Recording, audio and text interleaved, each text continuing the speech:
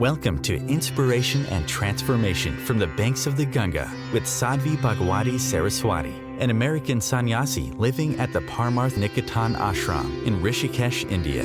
Sadhvi is president of the Divine Shakti Foundation, a charitable organization bringing education, vocational training, upliftment, and empowerment programs to women and children.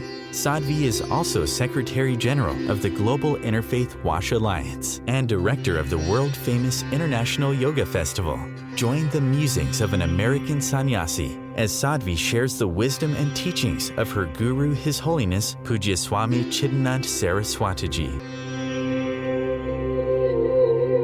Welcome everyone to Inspiration and Transformation from the holy banks of the sacred Ganga River in the land of Rishikesh, India. Giving and giving and giving and serving as our dharma. And so he says, well, what if the person you're serving is taking advantage of you? Then what? Well, there's two pieces to that. The first piece is, that's their karma. What you are doing is your karma. What they are doing is their karma. You have to answer for your karma. They have to answer for their karma. We are not here responsible for someone else's karma. So it's not about, well, you're taking advantage of me, therefore I'm going to teach you a lesson. Right? How many of us think, मैं सिखाऊंगी, मैं सिखा दूंगा, मैं दिखा दूंगा, I will show them. Well, that's not our job. We're not here in charge of someone else's karma. We're here in charge of our own. And our karma, our actions, are meant to be in service of our dharma. So beautiful little mantra Pujya Swamiji gave me right in the very, very beginning when I first came. He said, here's the way to live. Engage yourself in karma, in action, under the shade of dharma, with an awareness of Brahma. Engage yourself in karma under the shade of dharma with the awareness of Brahma, of God. So keep doing your actions. Keep acting, keep acting. At that point, I had not yet read the Bhagavad Gita. So I didn't know that Bhagavan Krishna makes it so clear in the Gita that in fact we can't not act. We're always acting.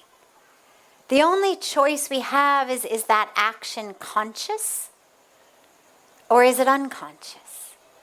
Is it karma yoga or is it unconscious action? I remember growing up in California, you'd hear a lot of people say, I'm not a human doing, I'm a human being. I need to do less and be more. And of course what that meant was, I need to work less and lie on the beach more. I need to work less and drink tea or pina coladas or whatever it was more. Now, what the spiritual teaching is you're always acting, you're always doing. Lying on a beach is doing. Sipping a pina colada is doing. You're always doing. The question is, how can you be while you are doing?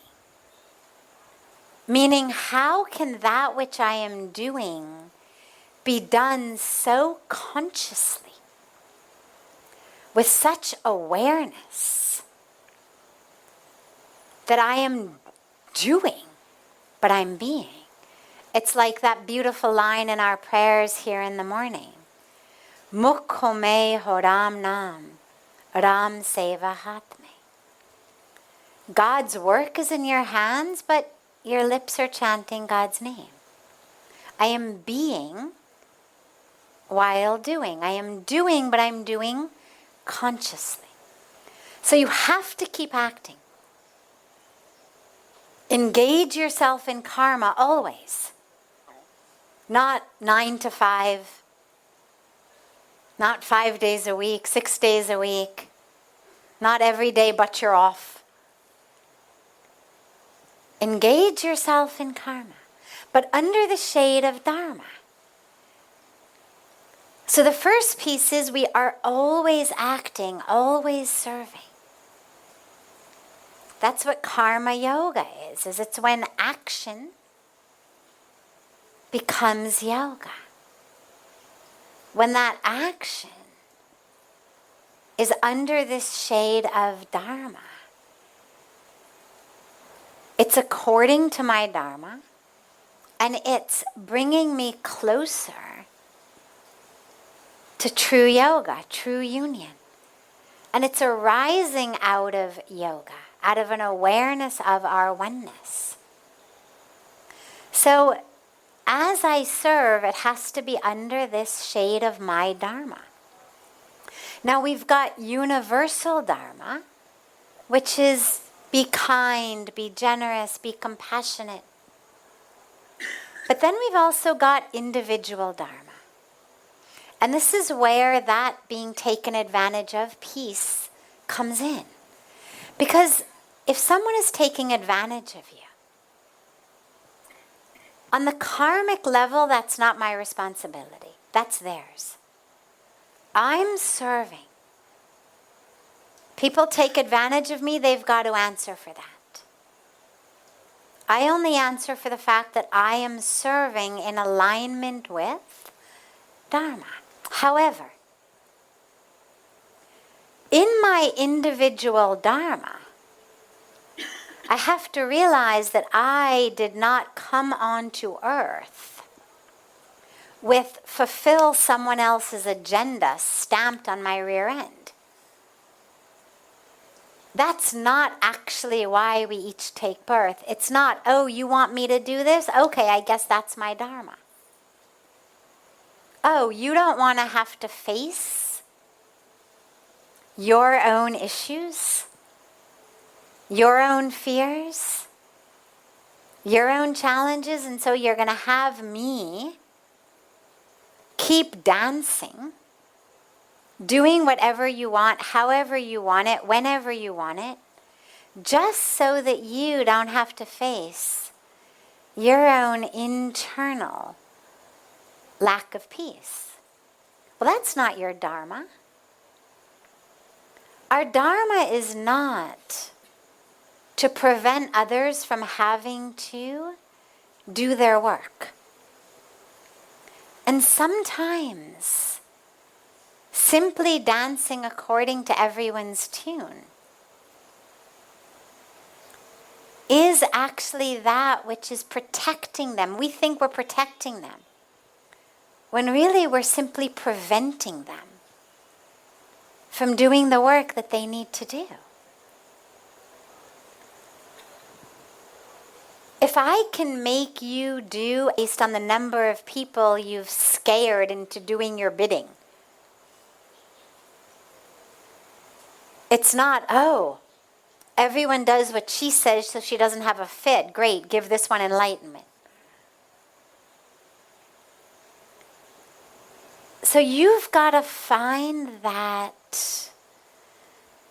space within you. And there's no proper equation, you'll know. What are you doing that is really karma yoga? And what are you doing that's simply preventing someone else from actually experiencing what they are supposed to experience? I mean, we deal with this a lot with parents, with adult children who just don't want to get a job, who just, are really happy to live at home and let mom and dad take care of them well into, forget their 20s, well into their 30s, as they sort of figure out what they want to do with life. Now, on the one hand, you could say, well, that's really loving of the parents to, keep supporting them. It's beautiful. Generous, loving, caring, karma yoga. But on the other hand, you'd say, you know what? At some point, this kid really needs to take responsibility for their life. They really need to figure out how they're going to be a contributing member to society. And you continuing to simply provide everything for them is preventing that from happening. So that's where we have to figure out, where am I helping, serving, and where am I simply enabling someone else's dysfunction? So engage yourself in karma under that shade of Dharma with the awareness of Brahma. That whatever we're doing, the awareness that I'm not the doer. I'm just an instrument. Nimitta matram. I'm just this instrument in God's hands. And I'm so blessed to be able to be used by the divine as that instrument. So if you take that as your mantra, it'll help you figure out where to draw the line. Because spirituality doesn't mean you become a doormat.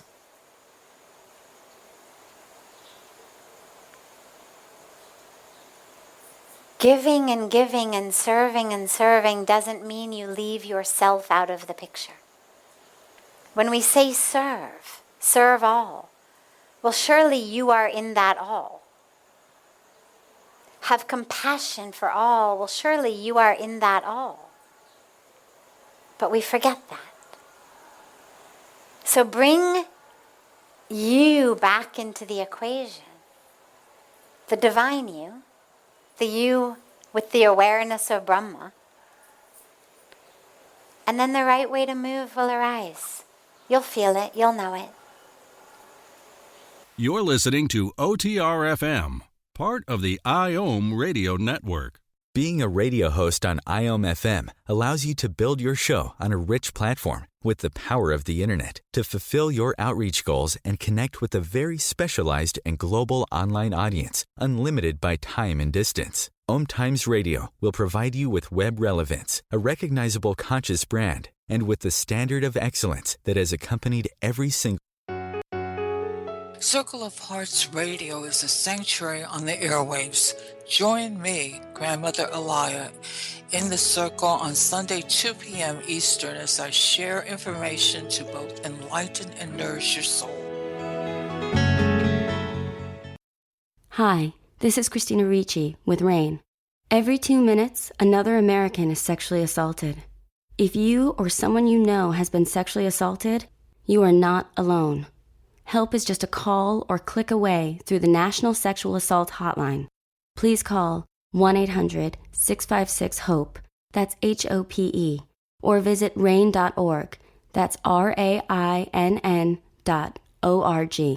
Brought to you by RAIN and this station. Welcome back to Inspiration and Transformation. I'm so glad to have you all back here with me. When you heard the motivational speaker say, don't take your life too seriously, I assume, that what he or she was referring to is the ego, the story, the drama. We don't want to take that very seriously. Take your psychology lightly. Take your story, your identity, your personality lightly. Take your desires, your attachments, your neuroses, take them lightly.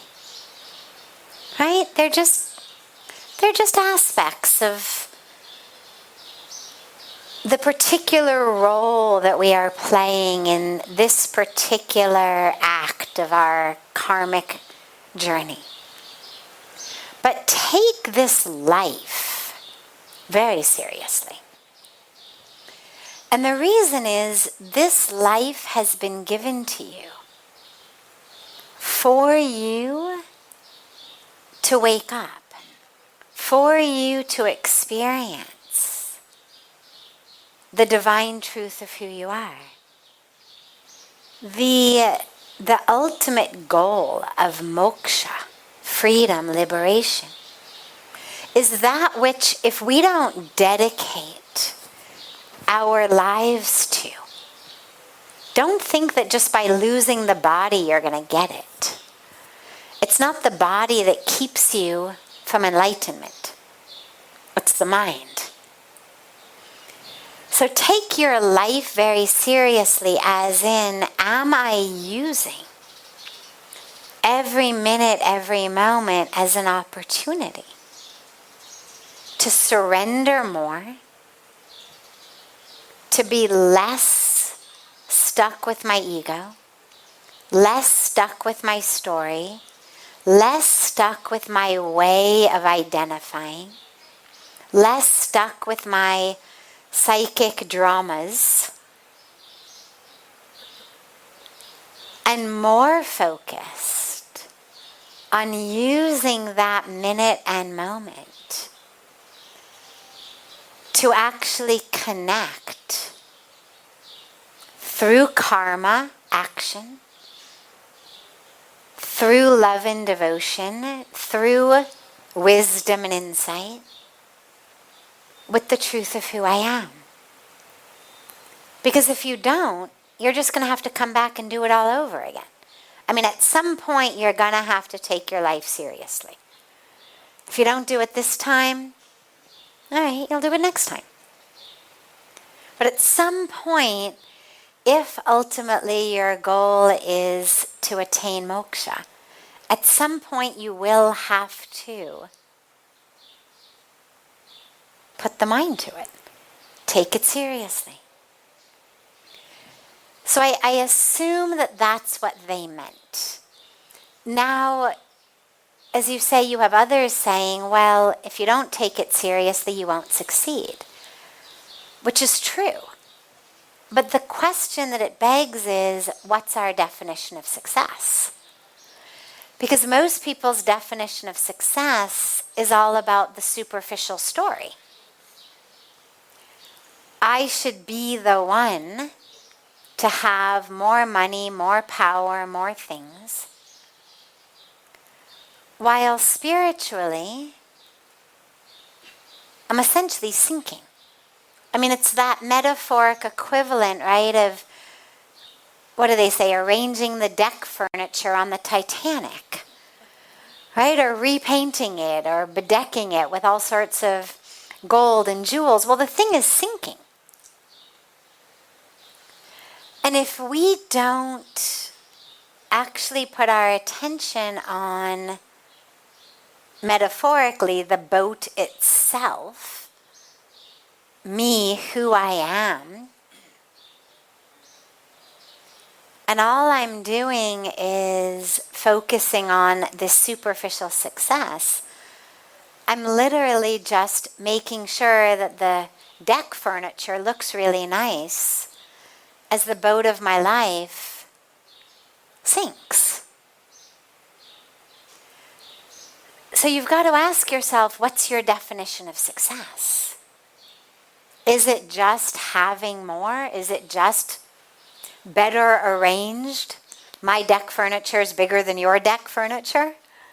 I've got more deck furniture than you have.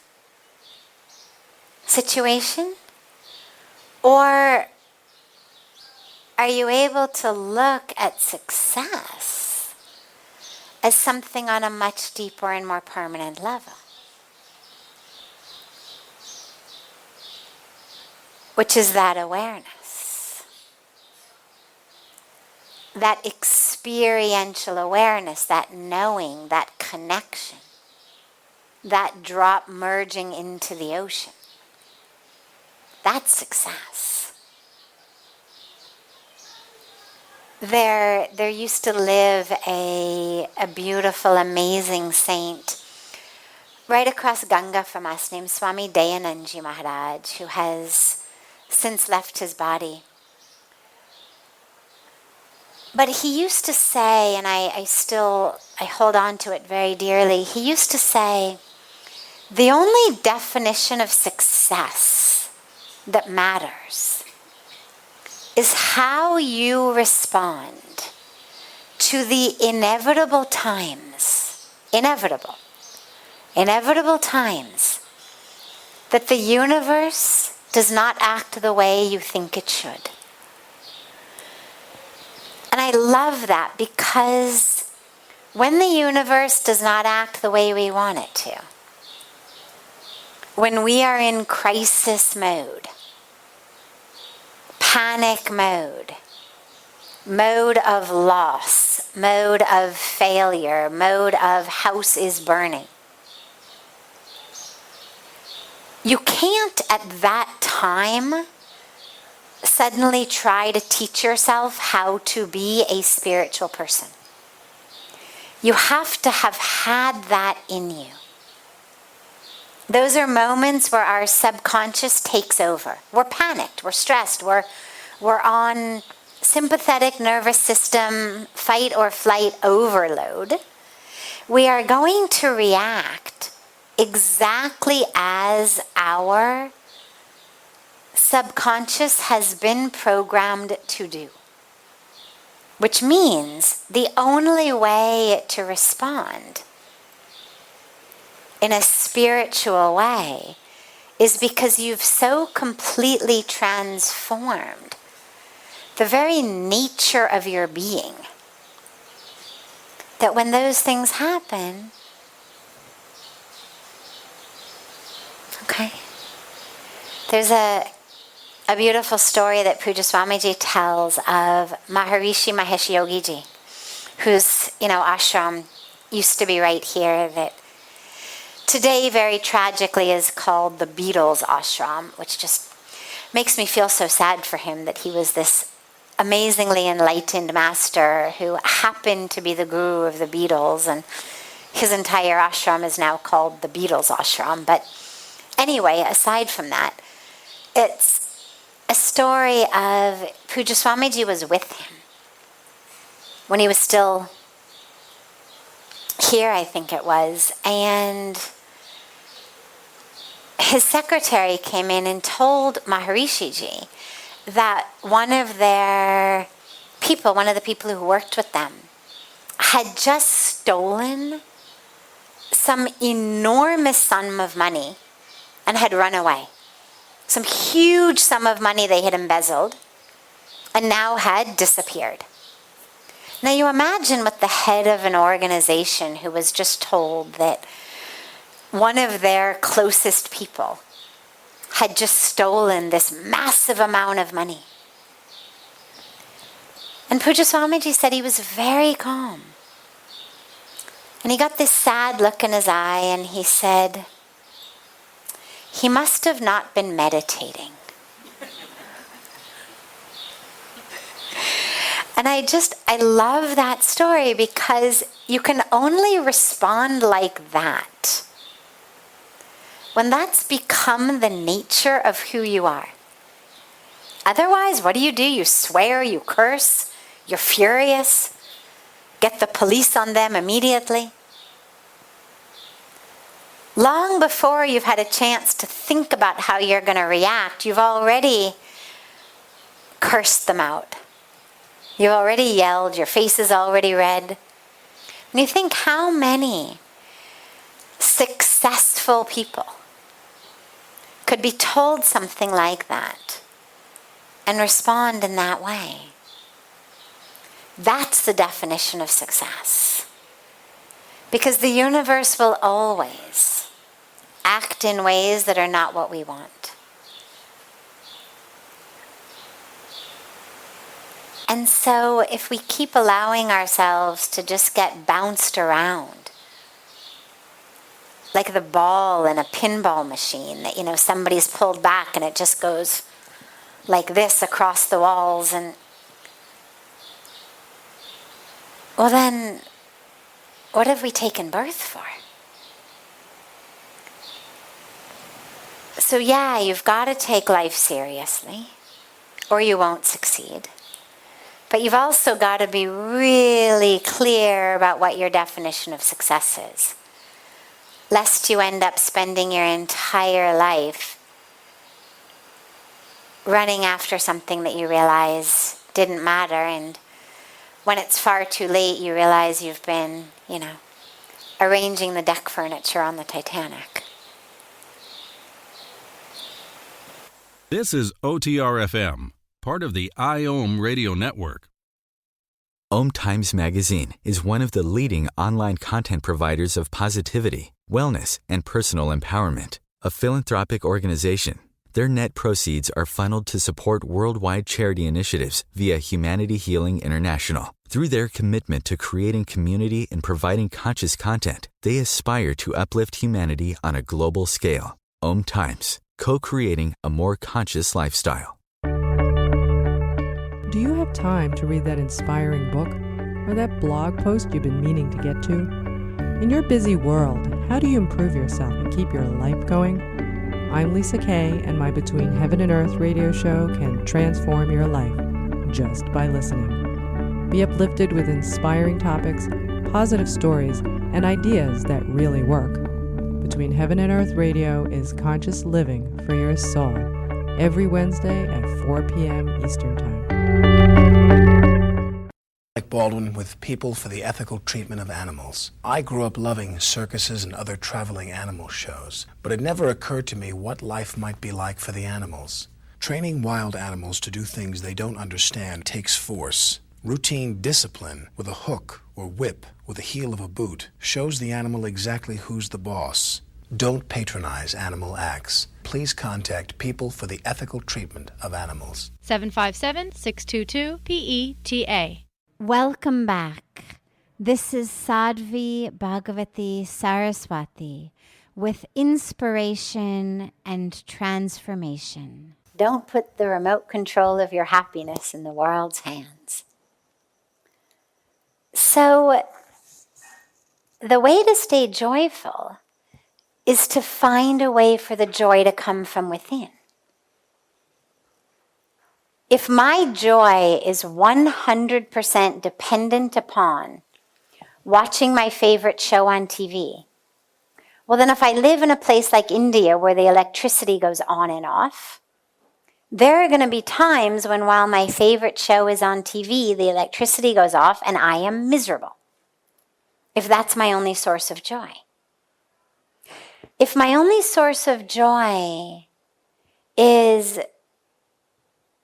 achieving and succeeding by other people's standards in my job, in my workplace, meaning that my boss appreciates me or that I get some raise or a promotion,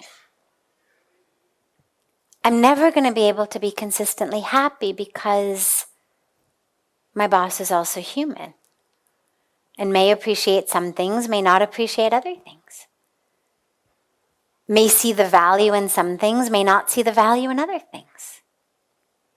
But if I've put my source of happiness in things that are external, I've handed them the remote control. If I want to be in control, then the source of my joy must be from within. So for example, one way of getting joy is for people to appreciate me. But another way of getting joy is to appreciate other people. Now that's in my control. I have no control over whether anyone appreciates me, but I have full control over me appreciating others. And so I develop a habit of making sure to appreciate people as much as I can. And I'll tell you something interesting about that. It's a beautiful practice. It's a practice that actually some of the most amazing beings I know do.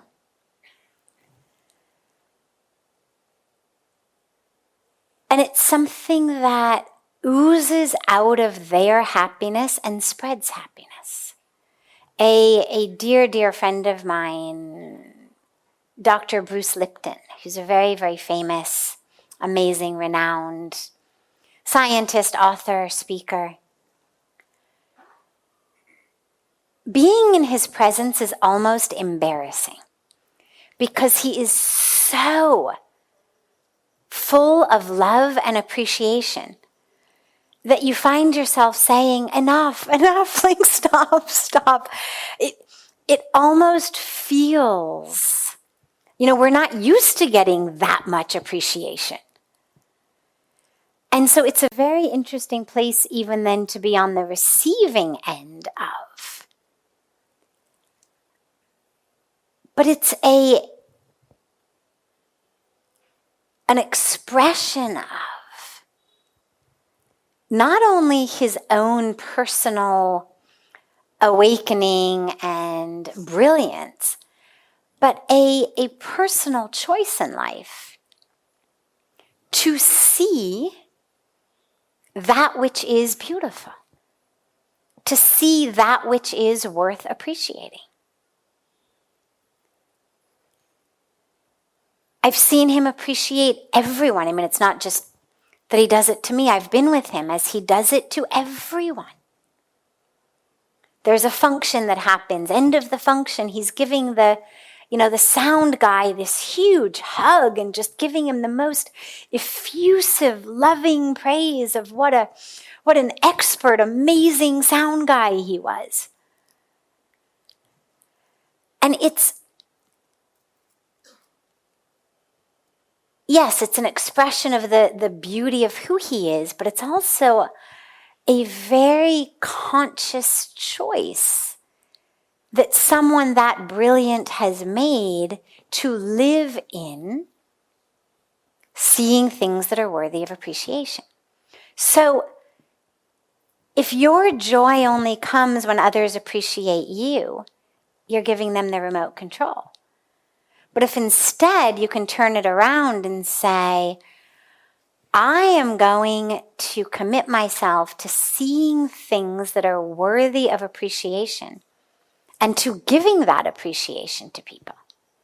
Not because I'm looking for them to appreciate me in return, but because actually by spreading happiness, which is how everyone feels when they get appreciated, by spreading happiness, we actually feel happier. It's a beautiful secret of life. The more happiness you give, the more happiness you feel. The more love you give, the more love you feel. So figure out ways for your source of joy to be within. You're waiting for the world to love you. You've handed them the remote control. You decide you are going to love the world. That's up to you.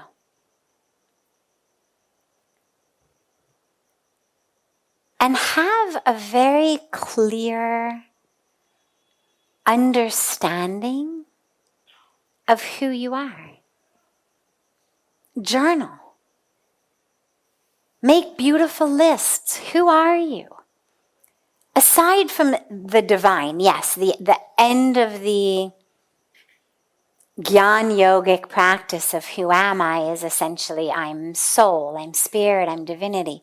But I mean even you in this human incarnation, you in that body, this life, who are you? What are your gifts? What are your virtues? What makes you special? Make sure you know what those are. And then keep recognizing them in yourself. So for example, if one of your good qualities that you recognize when you introspect is, I'm pretty generous. I'm a I'm a giving and sharing type of guy. Well then, every time you share, every time you give, make sure to notice that. Not in ego, not in, oh yeah, look, I'm so great. But just in very beautiful, very valid appreciation of this psyche going through his karmic journey in his human incarnation, doing the very best that he can. And here he is, sharing with others. Isn't that beautiful? And really feel that. Again, not on an ego way, but on just a really true and humble and beautiful way of, wow, yeah, look at that. And then, of course, take that and realize that's the divine flowing through you. As you are giving and serving, essentially what you are doing is opening yourself up to the flow of the universe, because the flow of the universe is giving. Trees give oxygen, water, shade, fruit, fragrance. Rivers give water. I mean, the nature of creation, the nature of nature is to give.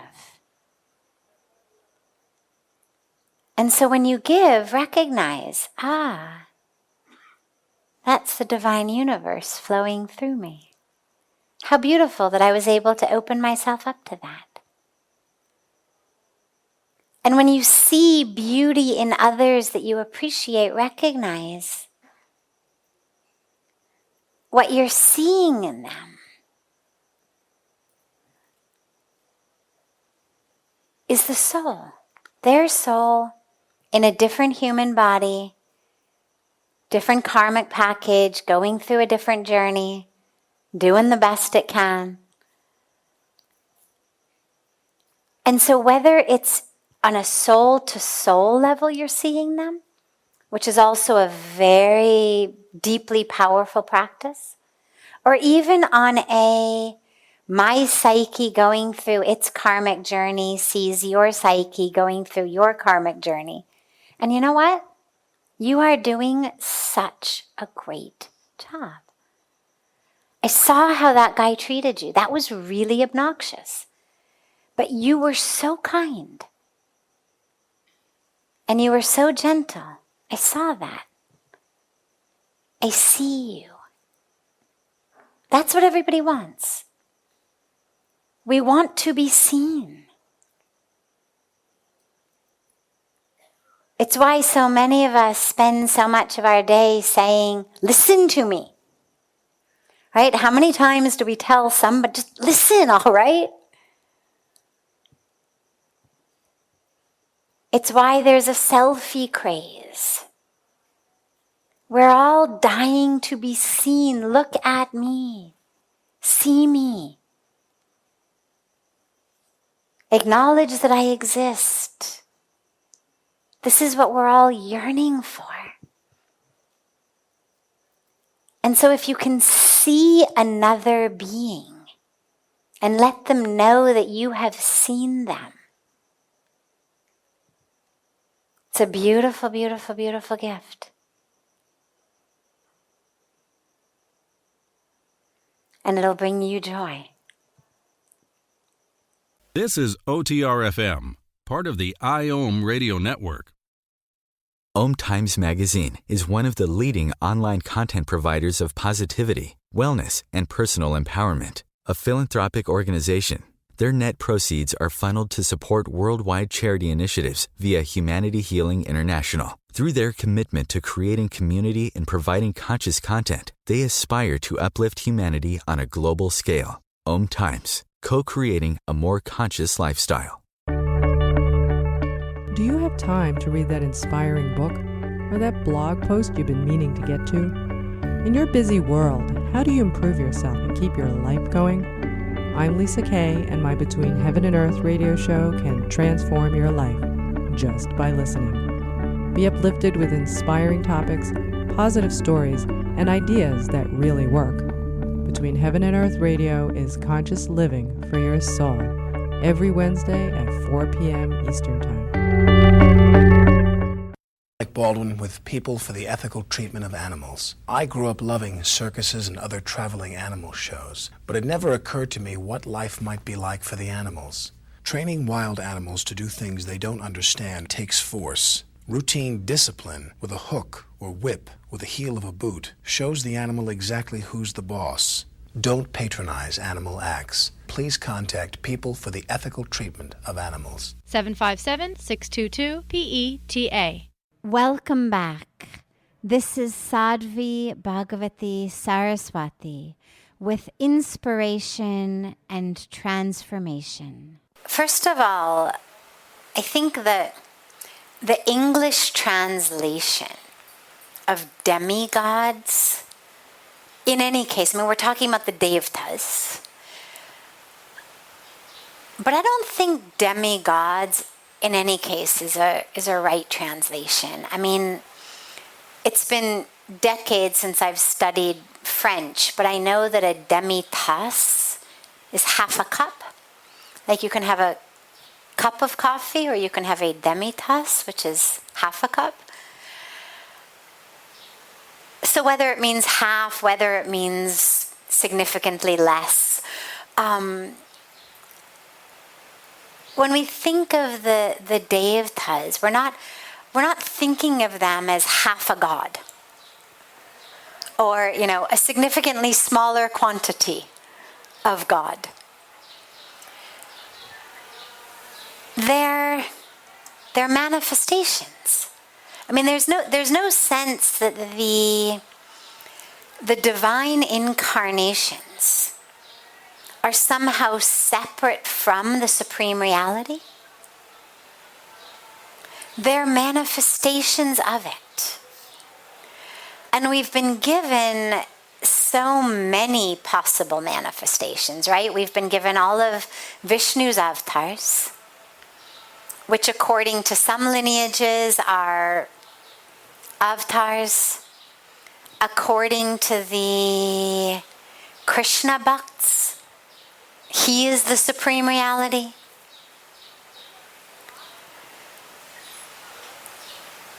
What matters most is that we realize, number one, there is nothing but God. That is the core of Advaita philosophy. The core of Vedanta is there is nothing but God. So one of the greatest myths about Hinduism is that it's a polytheistic religion. And when you start talking about crores of gods, obviously that sounds very polytheistic, right? Anything more than one is many, and if we've got hundreds of thousands of them, well, surely that's many. So we must be polytheistic. But we are not. We don't actually believe that there's that many individual gods. We don't even believe that there's just one God sitting somewhere in some capacity, separate from the world he's created. We actually believe there is nothing but God. And so when there is nothing but God, everything is divine. Now, that's at the very core basic truth.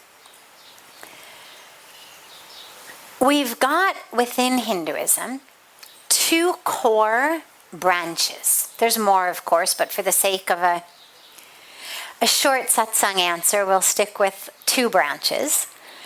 And we'll call them the branches of Advaita, non-dual, nothing but God.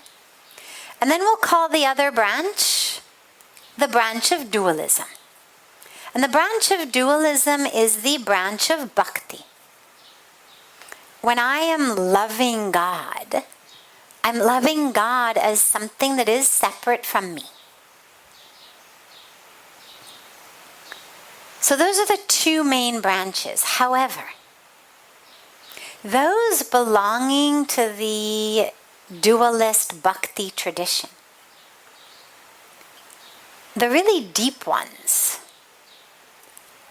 are aware, deeply aware, that of course there is nothing but God.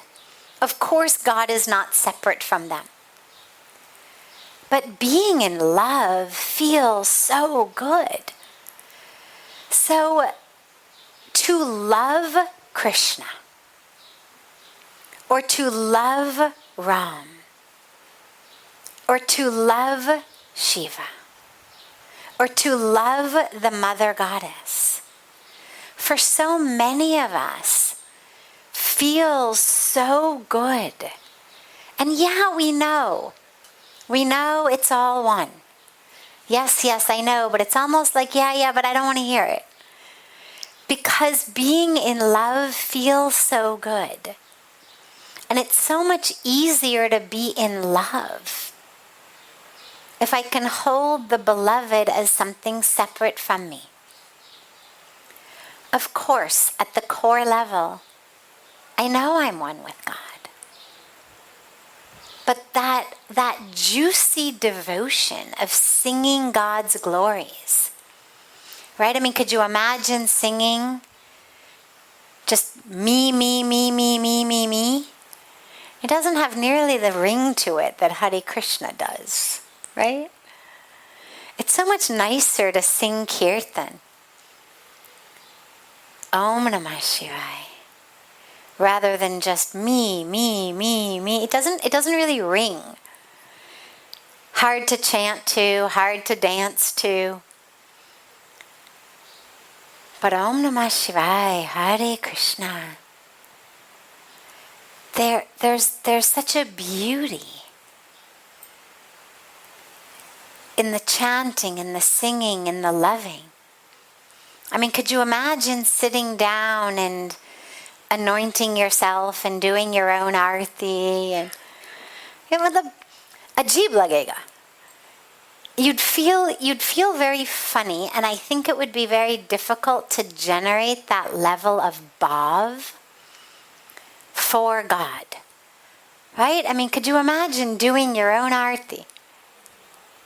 Now, that doesn't mean that we don't know that God is in us. We do. But it's so beautiful to be in love. And so, it's interesting when Krishna says the supreme reality, but in just another breath, he's extolling the virtues of bhakti yoga. And in another breath, he's extolling the virtues of karma yoga, to serve. Well, if all we're talking about is being aware of the supreme reality, there's nothing to do. No karma yoga, no bhakti yoga. Then all you've got is jnana yoga. But if you read the Gita, he's passionate,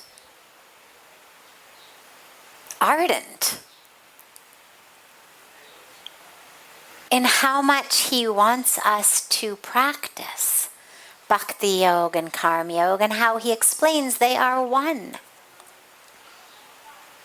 So when you think about crores of gods, first of all, really all that means is an infinite number. Okay? It's like saying, I love you to the moon and back, right?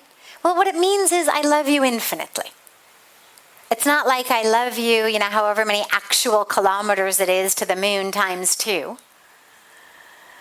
What it means is I love you infinitely. My love knows no bounds. To the moon and back. Like that's infinite. So when we talk about crores of gods, it's saying God is infinite. Of course. Because since everything is God, you want to worship God in a blade of grass? Go right ahead. You want to worship God in a drop of water? Go right ahead.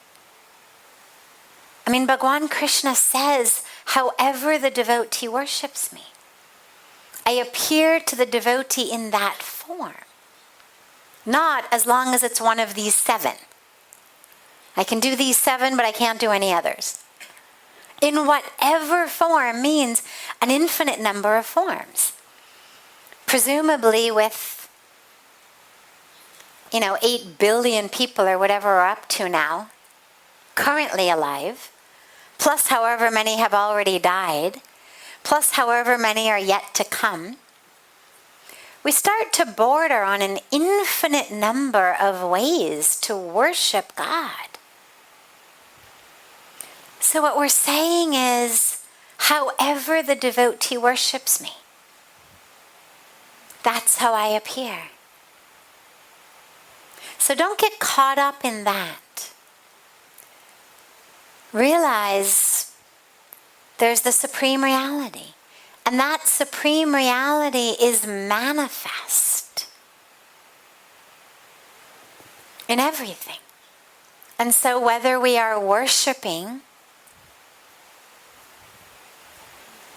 Bhagwan Krishna, Bhagwan Ram, Shankar Bhagwan, Hanumanji, Ma Durga, Ma Kali, whether we're worshiping Ma Ganga, whether we're worshiping our grandmother, or a tree,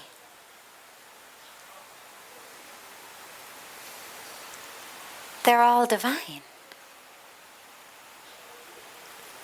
And so connect with that supreme reality in whatever form you find it most accessible.